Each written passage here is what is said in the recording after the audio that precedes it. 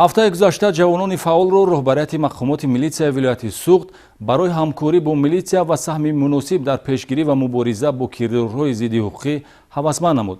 дар ин бахши барнома вобаста ба чорабиниҳои тарбиявии мақомоти милитсияи Суғд ба шумо маълумот медиҳем.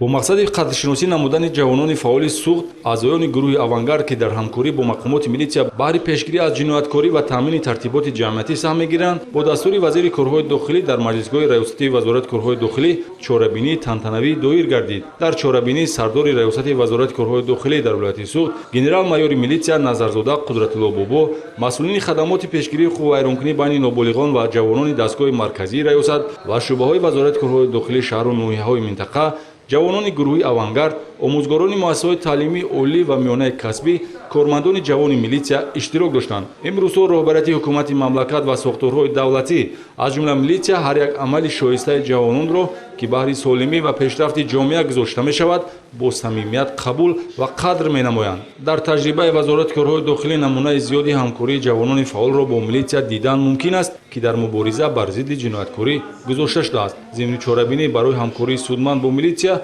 сардори раёсат миннатдории роҳбарияти вазорати корҳои дохилиро ба ҷавонони гурӯҳи авангард расонида, як зумраи онҳоро бо тӯҳфа аз номи вазири корҳои дохилӣ генерал-полковники милитсия Раҳимзода Рамазон ҳамроҳ сарфароз намуд. من نه تنها دل تن و جان را فدایت میکنم.